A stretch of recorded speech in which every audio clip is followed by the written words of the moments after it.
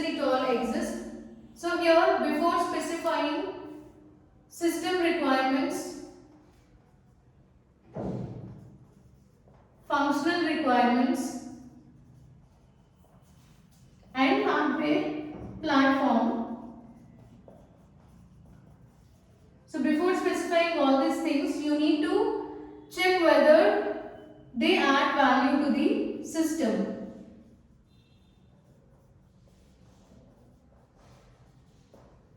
So if they are not adding any value to the system, then in that case, what's the use of adding them? Okay. So if they don't add any value, then in that case, no need to add these things. Don't add. Understood? So before specifying system functional requirements or hardware platforms, check whether adding them to the system, whether it adds value to the system or not. So if they don't add any value to the system, then no need to add these three to the system. Otherwise, you can include them in the system.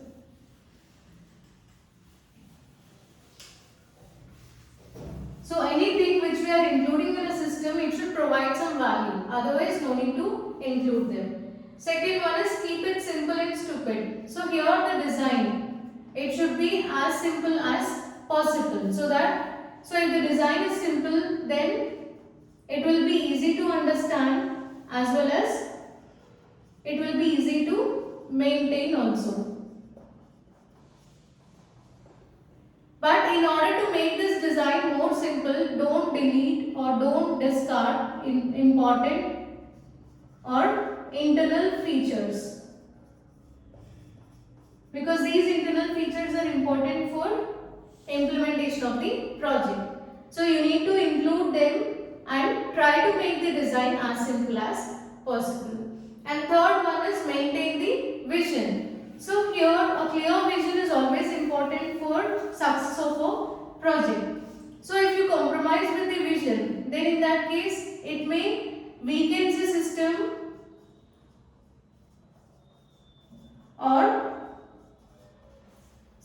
it may eventually break down. So never compromise with the architectural vision. So here having an empowered architect who hold this vision,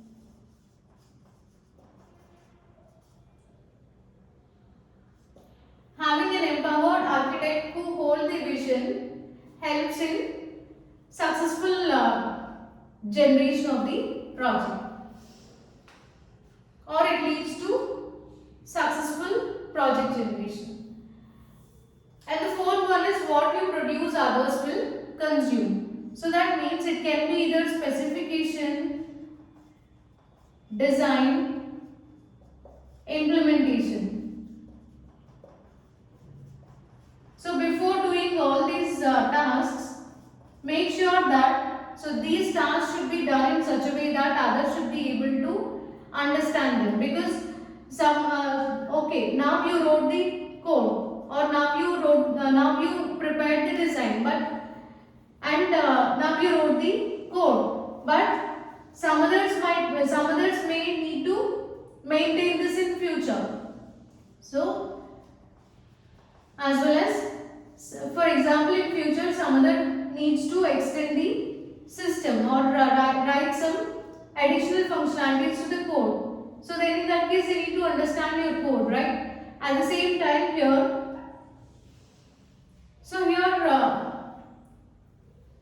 in order to detect bugs in code, first you need to understand it.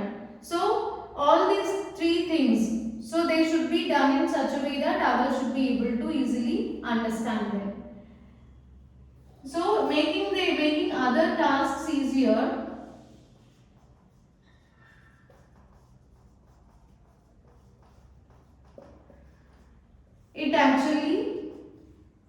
making other tasks easier, it adds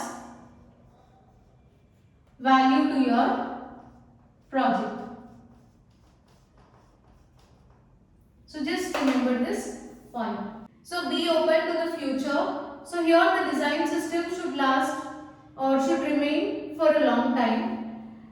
So in this case, in today's computing environment, so here the specifications they keep on changing, as well as hardware platforms they become obsolete within few months, and even software also.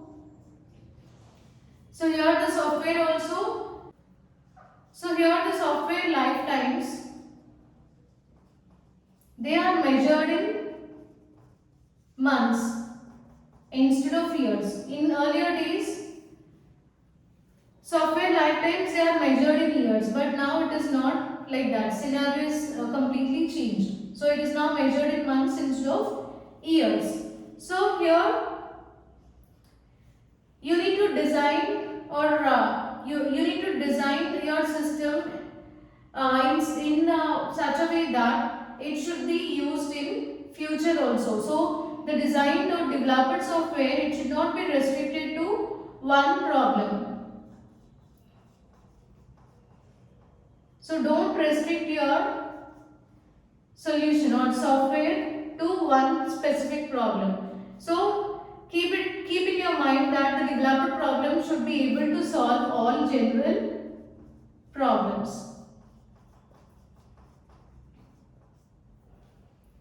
So in that case, even this the software which you design, it can be, we can even reuse it in future also. So the components which are present in the existing software they can be reusable. So be open to the future. So here we can simply say that system with long lifetime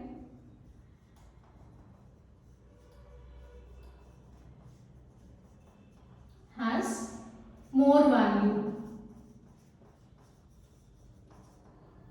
So in order to achieve this task only we are doing all these things. So you need to design a software by in such a way that it should solve all the general problems, but it should not be restricted to a single problem.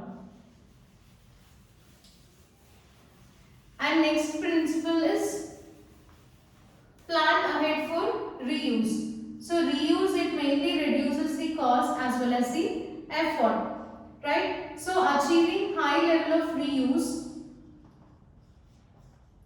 So here achieving high level of reuse, it is the hardest goal in software development. Okay, so achieving high level of reuse is the hardest goal in software development, and also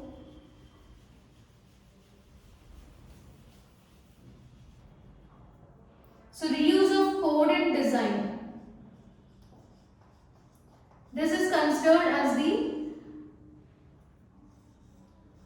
important benefit of using object-oriented technologies.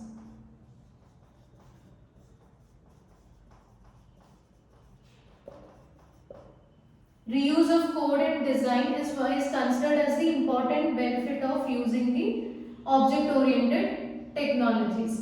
And then, so planning ahead of reuse.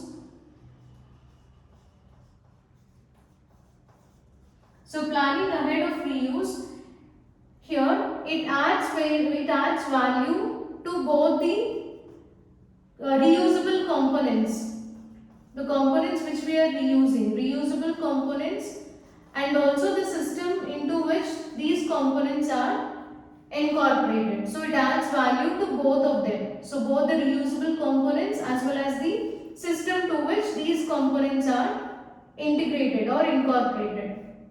So that is plan ahead for reuse. Coming to think. So here placing clear, complete thought.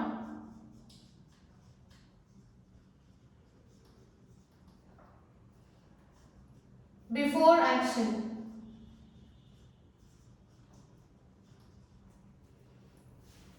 So placing or having clear, complete thought before action, it leads to successful software production.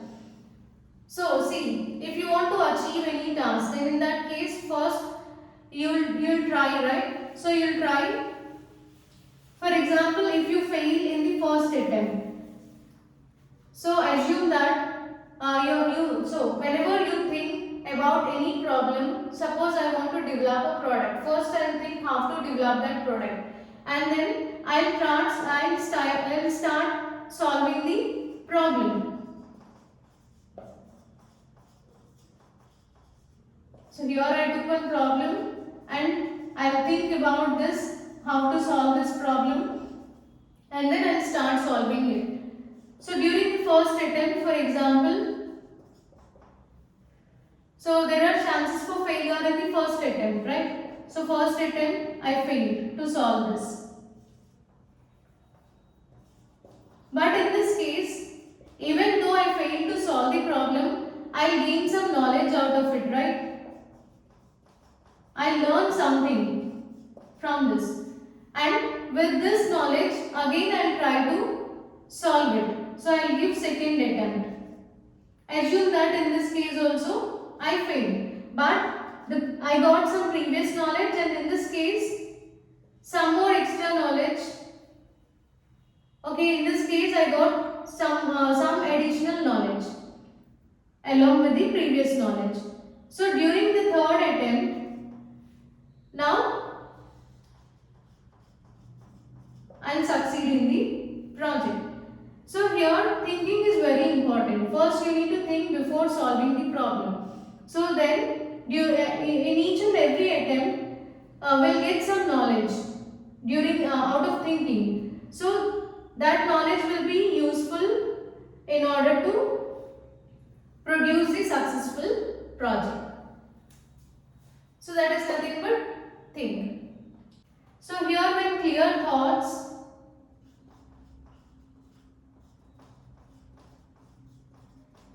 if they go into the system,